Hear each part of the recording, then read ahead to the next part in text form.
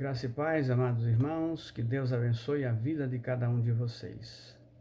Queridos, nós sabemos como é difícil ser casado, como é difícil compartilhar uma vida a dois. Nós sabemos que é difícil administrar um casamento. Casamento é compromisso, casamento é responsabilidade, casamento é esposa, é filhos, é despesa, é preocupação. Casamento é coisa séria. Eu fico pensando nas pessoas que se casam várias e várias vezes. Hoje está com a esposa ou esposo e amanhã estará com outro. Depois de alguns meses, com outro. E assim vai vivendo, trocando de esposa, trocando de esposo. Deve ser uma confusão terrível para pais e mães se adaptarem com uma nova mulher do filho ou um novo marido da filha. Como tem gente que se casa e se separa muitas vezes, as confusões se multiplicam. E os filhos? Papai não vai ficar mais com a gente porque ele tem outra mulher.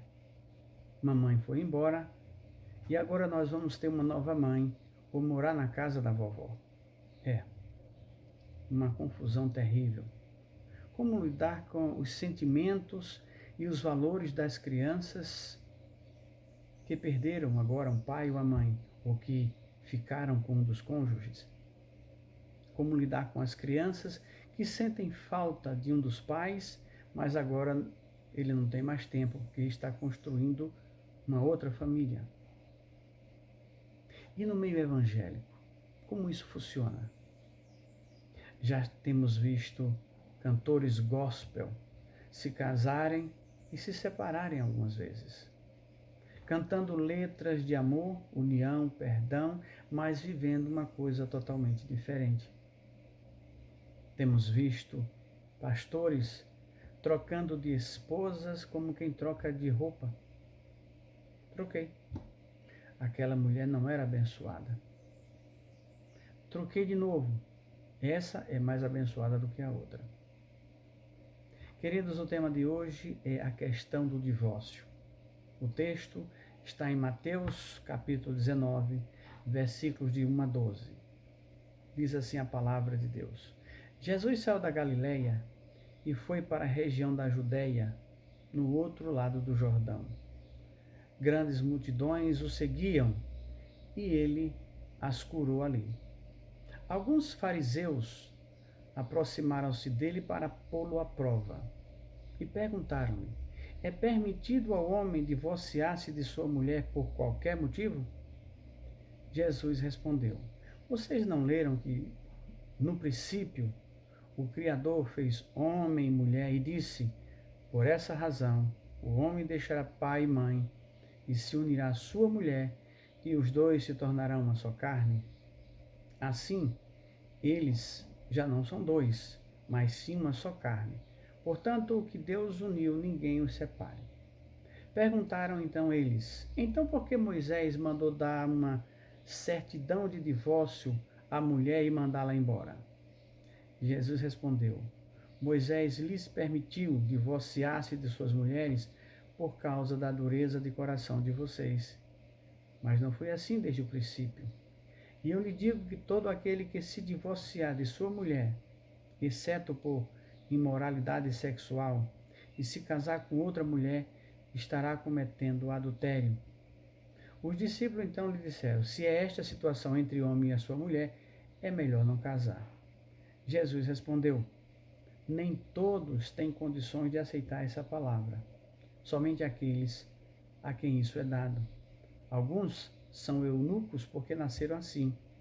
Outros foram feitos assim pelos homens, e outros ainda se fizeram eunucos por causa do reino dos céus. Quem puder aceitar isso, aceite. Mas por que as pessoas se separam? Se amavam, deixaram de se amar? Não suportam mais um ao outro? O que provocou isso? A beleza de outra? A novidade de outro?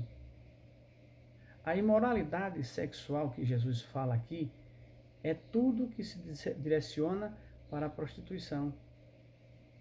A imoralidade sexual que Jesus fala é o procedimento de relações de pessoas contrários às determinações de Deus. Aqueles homens queriam pôr Jesus à prova e ao mesmo tempo ter justificativas que os fizessem descartar as mulheres sem nenhum compromisso. Alguns fariseus aproximaram-se dele para pô-lo à prova e perguntaram: é permitido ao homem divorciar-se de sua mulher por qualquer motivo? Vejam a pergunta: o homem pode separar-se da sua esposa por qualquer motivo? Se minha esposa queimar o almoço, eu posso me separar dela? Se minha esposa não passar minha roupa bonitinho, não engraxar o meu sapato, eu posso me livrar dela? Se ela não me responder direito, eu posso mandar ela embora? Se eu não gostar mais, eu posso me descartar dela?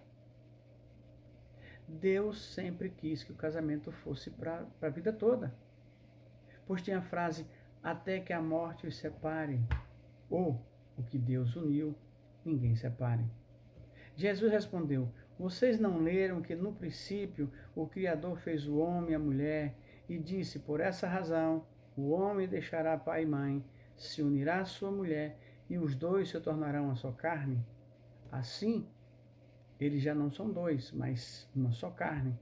Portanto, o que Deus uniu, ninguém separe. Sendo assim, queridos, todos, inclusive os servos de Deus, deveriam tomar cuidado para escolher um companheiro ou uma companheira adequada. Se a Bíblia alerta sobre o julgo desigual em uma sociedade com o infiel, no casamento, deveria ter mais cuidado ainda. O casamento é a sociedade mais íntima que poderíamos ter com outra pessoa. E se essa pessoa tiver o coração duro? E se ela não for temente a Deus? E se ela for obstinada a Deus? E se esse monte de defeitos não for na outra pessoa, for em nós? A Bíblia fala em julgo desigual, mas ninguém liga, ninguém se importa. Um pai alertando a filha, minha filha, esse homem não é adequado para você. Talvez um pai esteja dizendo ao filho, meu filho, essa mulher não é adequada para você. Muitas vezes nós também culpamos os filhos dos outros pela dissolução do casamento, pela dissolução de um compromisso, quando na verdade os culpados muitas vezes são os nossos filhos. Se casam e pouco tempo depois se esquecem ou não querem cumprir os juramentos que fizeram diante de Deus. Prometo amar, cuidar, proteger e honrar até que a morte nos separe. Mas pastor, esse homem não presta. Talvez ele nunca tenha prestado. Você que viu qualidades nele que nem os pais viam. Mas, Senhor, essa mulher não presta. Talvez ela nunca tenha prestado. Era somente bonita? Ou era simplesmente fácil?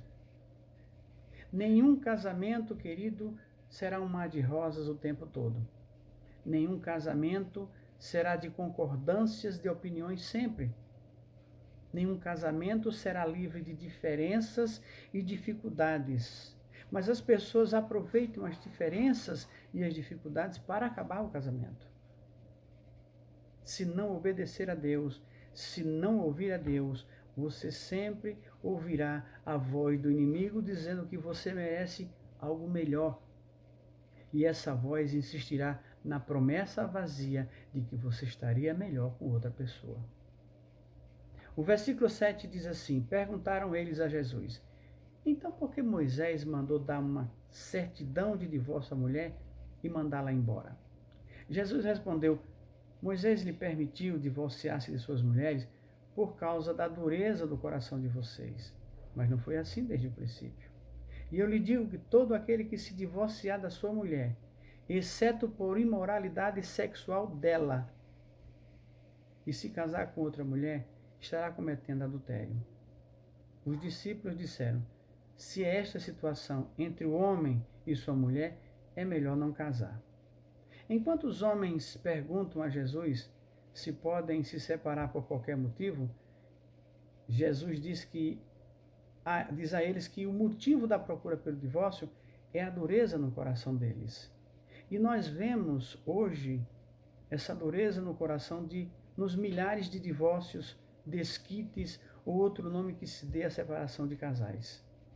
Por trás de cada lado desfeito existe corações inflexíveis a Deus, inflexível em relação ao companheiro ou companheira. Dureza de coração, coração resistente a Deus, querendo cometer adultério, mas colocar a culpa no outro. Vejam como o homem não aceita a condição de Deus. Em outras palavras, disseram a Jesus: se não for da maneira que nós queremos, não adianta casar. Se a mulher não for minha escrava, não interessa casar.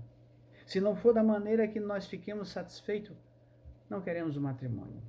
Se não tiver autorização para descartar a mulher, não interessa para nós. Deus não obriga ninguém a casar, mas se casar, Deus não fará concessões a ninguém, nem ao homem e nem à mulher.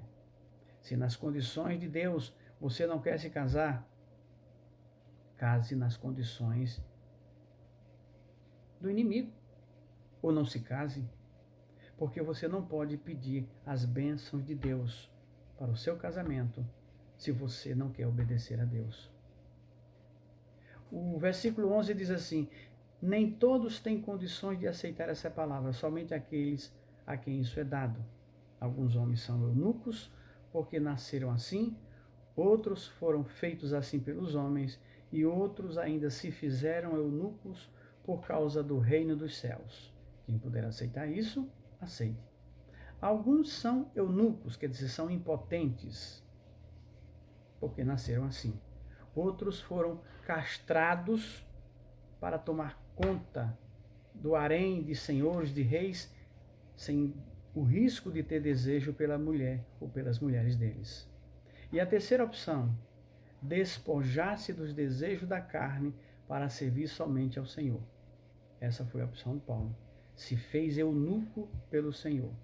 Lutou contra a sua carne para servir ao seu Deus. Muitos poucos têm condições de fazer isso. Por isso que Paulo fala em 1 Coríntios 7,9. Mas se não conseguem controlar-se, devem casar, pois é melhor casar do que ficar ardendo em desejo. Mas casando, não procuremos na palavra de Deus razões para destruir uma família porque estamos interessados em outra pessoa. Casando, não justifiquemos os nossos procedimentos pecaminosos com a palavra de Deus. Pecar é uma coisa ruim para a nossa espiritualidade, mas pecar usando parte da palavra de Deus, tentando justificar o pecado, é mais terrível ainda. Se casar, honre a sua palavra, honre o seu juramento, cuide da sua família, cuide dos seus filhos, cuide da sua esposa, porque esse é o desejo do coração de Deus. Que Deus nos abençoe. Amém?